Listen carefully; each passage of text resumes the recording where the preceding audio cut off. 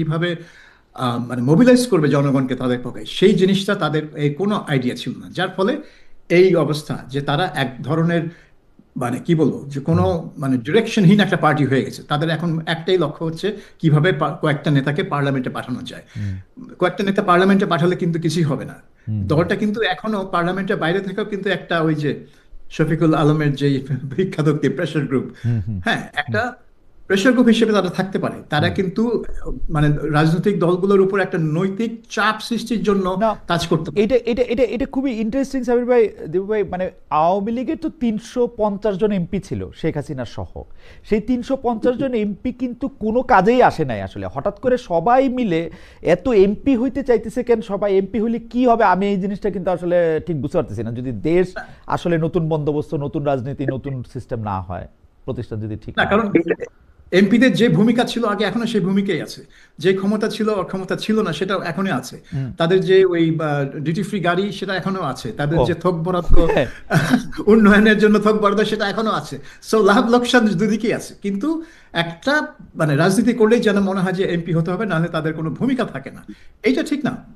মানে পার্লামেন্টের বাইরেও কিন্তু অনেক ভূমিকা পালন করা যায় যদি আপনি সেটা করতে চান। আপনি হেফাজতে ইসলামকে দেখেন, তারা তো রাজনীতি করতে চায় না, তারা তো হুম। পার্লামেন্টে যেতে চায় না, কিন্তু তারা হচ্ছে সবচেয়ে বড় প্রেশার গ্রুপ। রাইট। তারা কিন্তু সরকারকে একেবারে তটস্থ রাখে সারাক্ষণ। হুম। হ্যাঁ, শুধু একটা ইস্যুতে, এবং সব, একটা ইস্যু। এবং গত 15 বছরে আমরা আওয়ামী লীগ সরকারকেও দেখেছি যে শাপলা মানে ওই মে মাসের 5 মে তাদের ওই কাণ্ডের পর থেকে সারাক্ষণই হেফাজতকে বিভিন্নভাবে যতভাবে সন্তুষ্ট করা যায়, এবং হ্যাঁ, হেফাজত তাকে কওমি জননী উপাধি দিয়েছে, তাকে মানে হ্যাঁ, যতভাবে সন্তুষ্ট করা যায় তত চেষ্টা করেই গেছে এই সরকার তাকে। আমার মনে আছে শেখ হাসিনা সরকার হেফাজতের একটা ধমকেই আমি বলবো পাঠ্যপুস্তকে 50টার বেশি পরিবর্তন করছিল একটা দাবির প্রেক্ষিতে। মানে একসাথে যে অমুক লেখকের লেখা থাকা যাবে না, ওইটার একটু করা যাবে না, বইয়ের ছবি পাল্টাইতে হবে, এগুলি কিন্তু এক্স্যাক্টলি। এগুলি শেখ মুজিবের মূর্তি বসানো হলো না যাত্রাবাড়ির হ্যাঁ, রাইট, ওইখানে, এই রাইট, হেফাজতের প্রতিবাদের মুখে। রাইট। এবং ওনারা যেইটা যখন বলছে তখন, এবং মানে সাংঘাতিক রকম কিন্তু মানে হেফাজতকে প্রতিরোধ করার জন্য মামুনুল হককে জেলে নিয়ে যেতে হচ্ছে অন্য একটা কারণে, মানে যেই কারণের সাথে আসলে তার রাজনৈতিক বক্তব্যের কিন্তু কোনো সম্পর্ক নাই, কিন্তু তাকে কন্টেইন করতেই চাইছে। আসলেই সাংঘাতিক প্রেশার গ্রুপ।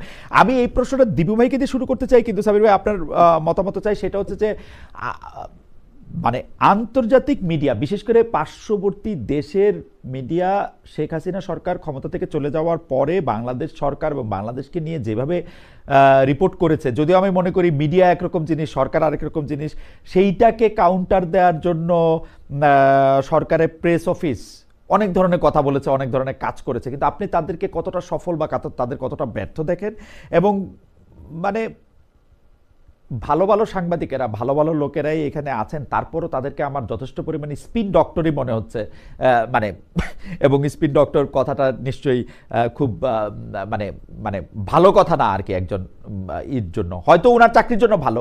আমিও সরকার প্রধান হলে হয়তো শফিক ভাইকেই প্রেস সচিব চাইতাম। মানে প্রেস সচিব হলে কি করতে হবে সেটা উনি ভালো দেখায়, কিন্তু এটা ঠিক আছে কিনা আপনি কি মনে করেন দীপু ভাই? আমি একটু সাবির ভাইয়ের কাছে একটু জানতে চাইবো যে অনেকগুলো ক্ষেত্রে যে এটা এটা প্রেশার না মব না প্রেশার গ্রুপ অমুক তমুক। না, এগুলি তো একেবারে মানে যে বালখিল্য একটা আচরণ হয়েছে এই সমস্ত বক্তব্য দিয়ে। এবং ভারতের যেই দেখেন, এটা তো সত্য, বাংলাদেশের এই রাজনৈতিক পট পরিবর্তন মানে এটা একটা ভারতও মনে করছে যে এটা তাদের একটা পরাজয়। এবং শেখ হাসিনার ব্যাপারে, বাংলাদেশের ব্যাপারে তাদের যে নীতিটা, এটা একটা কমন নীতি। সরকার বিরোধী দল মিলেই কিন্তু তাদের একটা ঐক্যবদ্ধ একটা নীতি, এবং তারা মানে জয়েন্টলি মনে করে যে তাদের একটা পরাজয় হয়েছে। তো তার এই যে সরকারের ভিউজটা, কিন্তু দেখেন প্রথম দিকে কিন্তু তারা আন্দোলনকে সাপোর্ট করছে, তাদের মিডিয়াগুলো শুধু না, ইভেন পাবলিকও রাস্তায় নেমে আন্দোলনে মানে সাপোর্ট করছে। কিন্তু যখনই নাকি শেখ হাসিনা দিল্লিতে পালায় গেল, তারপরেই কিন্তু ঘুরে গেল। এবং যখন নাকি ভারত তাকে মানে শেখ হাসিনাকে ফোন করলো, তখন কিন্তু মিডিয়ার চেহারাগুলো আবার পাল্টে গেল। এখন এইটার আহ, মানে এইটাকে আপনি কাউন্টার করতে গেলে আপনাকে তো সেই যুক্তিসঙ্গত ভাবে আপনাকে প্রেজেন্ট করতে হবে। এখন আপনি ওইটার বিপরীতে আপনি এমন এমন সব কথাবার্তাগুলি বলতেছেন, সেগুলি তো খুব হাস্যকর হয়ে যাচ্ছে।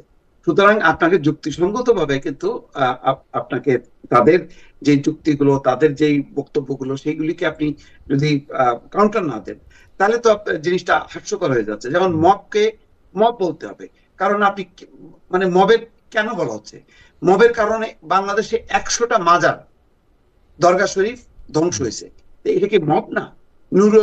নুরাল পাগলার যে লাশ আপনার কবর থেকে তুলে যে পোড়ানো হলো, এটা কি মব না? তারপরে এই যে আপনার ইয়েতে ভালুকাতে যে দীপুচন্দ্র দাসকে, এটা কি মব না? এগুলিকে যদি আপনি না বলেন, এটাকে মানে এটাকেই তো বলা হচ্ছে মব। প্রথম আলো, ডেইলি স্টার কি মব বলা হচ্ছে? আপনি এখন এইটাকে প্রেশার গ্রুপটা কোথায়? প্রেশার গ্রুপ তো এটা তো একটা পলিটিক্যাল যেটা বৈষম্য বিরোধী ছাত্র আন্দোলন যদি নাহিদ ইসলামরা বাঁচায় রাখতো, তাহলে সত্যিকার অর্থে ওই হেফাজতের মতন এটা একটা ভালো প্রেশার গ্রুপ হইতো, এবং মানে রাজনীতিতে দুর্বৃত্তায়ন, অর্থ পাচার, দুর্নীতিবাজ, মানে সুশাসনের পক্ষে একটা বড় ধরনের ভূমিকা রাখতে পারতো। কিন্তু এটা তো নাহিদরা নিজেরাই কিল করে ফেললো, এবং ক্ষমতার লোভে। এবং আমার ধারণা ক্ষমতাসীনরা চাইছে এটা, যে এরা ক্ষমতার মধ্যে থাকুক, তারা যাতে সেফ সাইডে থাকে। এবং সেফ সাইডে থাকতে যে তারা নিজেরাই কিন্তু ডুবে গেল। এখন এটাকে আপনি নানা রকম প্রেস উইং থেকে নানা রকম বক্তব্য দিয়ে টিয়ে এটাকে আপনি তো পারছেন না। শেষ পর্যন্ত কি হলো? নেতৃত্বের শূন্যতা, ইউনূস সরকার যে ফেল করলো, এটা দিনকে দিন আরো স্পষ্ট হলো। আরো যদি এটা 6 মাস প্রলম্বিত হতো, আল্লাহ জানে, এটা 111 এর থেকেও একটা খারাপ অবস্থার মধ্যে পড়ে যেত এই সরকার। এই সরকার এবং এই সরকারের মুখপাত্র হিসেবে যে প্রেস সেকশন আমরা দেখলাম, সাবির ভাই, আপনি এটাকে ঠিক আদর্শ মনে করেন কিনা? আন্তর্জাতিক মিডিয়াকে মোকাবেলা করার জন্যই তাদের এরকম করতে হয়েছে, এইটা আপনি মানেন কিনা? আর যদি ওই প্রশ্নটা একটু আপনাকে মনে করে দিতে চাই, আপনি তারেক রহমান সাহেবের ইন্টারভিউ নিতে চেষ্টা করেছেন কিনা যখন বাংলাদেশে তাকে নিষিদ্ধ করা হয়েছিল তখনও? দুইটাই যদি একটু একসাথে একটু বলেন প্রেস সেকশন। প্রথমে তারেক রহমান একটা বলিনি যে আমরা কিন্তু লন্ডনে একাধিক বিএনপি সূত্রদের ধরে তার সাথে যোগাযোগ করার চেষ্টা করেছিলাম, এবং প্রতিবারই এই সূত্রগুলো, যারা নিজেদেরকে তারেক রহমানের খুব ঘনিষ্ঠ সহযোগী বলে দাবি করতো, কোনো ব্যারিস্টার, কোনো ব্যবসায়ী, এই ধরনের, তারা সবসময় বলতো যে হ্যাঁ হ্যাঁ হ্যাঁ, কিন্তু পরে গিয়ে দেখা গেল যে তারেক রহমান ইন্টারভিউ দিতে চান না। এখন তিনি ওই ভিডিও মেসেজগুলো দিতেন, তারা এক্সপেক্ট করতো যে আমরা ভিডিও মেসেজগুলো হুবহু তুলে ধরবো। তো আমি বললাম, আমরা তো একটা বিলবোর্ড না যে আপনারা একটা বিজ্ঞাপন দিবেন আমি উঠাই দিলাম, এটা তো হতে পারে না। একটা ইন্টারভিউ করবো, কারণ উনি একজন রাজনীতিবিদ, উনার প্রশ্নের আমাদের প্রশ্ন আছে, উনি ওনার বক্তব্য নিয়ে প্রশ্ন আছে, কিন্তু ওনারা পারেননি। কিন্তু সাবির ভাই, এই শেখ হাসিনার ক্ষেত্রে ইমেল ইন্টারভিউ কেমনে বিবিসি, রয়টার্স এরা ছাপলো? মানে ইমেলে আপনি যেখানে ভিডিও বক্তব্য, কারণ আমি কাছাকাছি ঘটনার মধ্যে দিয়ে গেছি, আমি জানি তো, মানে ইমেল, আমি একজনকে ইমেল করলাম, উনি ইমেলে উত্তর দিল, এটা আমি ছাপলাম, এটা কিরকম? মানে বড় বড় মিডিয়ারও তো তাই করলো। হ্যাঁ, সবাই করেছে, রয়টার্স করেছে, ফাইন্যান্সিয়াল টাইমস করেছে, বিবিসিও করেছে, যে যার মতো করেছে। তারপরে বিবিসিটাও ইমেল ইন্টারভিউ।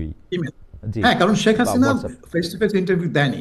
এখন সমস্যা হয়ে গেছে যে, সমস্যা না, এটা হচ্ছে আওয়ামী লীগ একটা পিআর এজেন্সি নিয়োগ করেছে। তো পিআর এজেন্সির কাজ হচ্ছে তার ইন্টারভিউ, সাক্ষাৎকার জোগাড় করে দেওয়া, বিভিন্ন ইন্টারন্যাশনাল মিডিয়াতে প্লেসমেন্ট করা।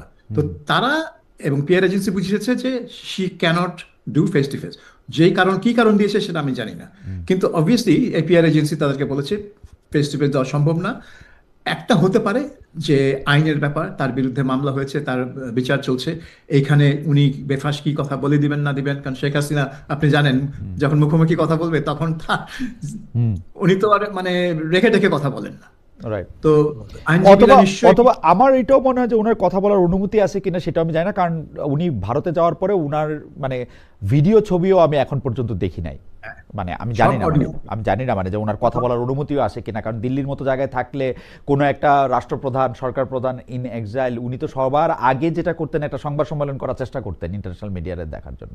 ওনার সেই অনুমতি আছে কিনা সেটা আমি মানে মজার ব্যাপার হচ্ছে নওফেল, যে প্রাক্তন মন্ত্রী নওফেল, তিনি কিন্তু দিল্লিতে বসে রাশিয়ান টেলিভিশন চ্যানেল RT তাদেরকে ফেস টু ফেস ইন্টারভিউ দিয়েছেন। সেখানে কিন্তু কোনো বাধা নেই। হ্যাঁ, শেখ হাসিনা ক্ষেত্রে বাধা না থাকলে আর কি আছে, সেটা একটা খুবই কৌতূহলোদ্দীপক বিষয়, এবং আমি জানি না সেটা কি আছে সরকারের প্রেস। জি হ্যাঁ, আমার কেন জানি মনে হয় এটা পিআর এজেন্সি বা আইনজীবীদের পরামর্শ যে প্রশ্ন পাঠাক, আমরা উত্তরগুলো দেখে দিব, যাতে কোনো ফাঁকফোকর না থাকে, কোনো আইনগত কোনো ফাঁকফোকর না থাকে। কারণ আপনি দেখবেন যে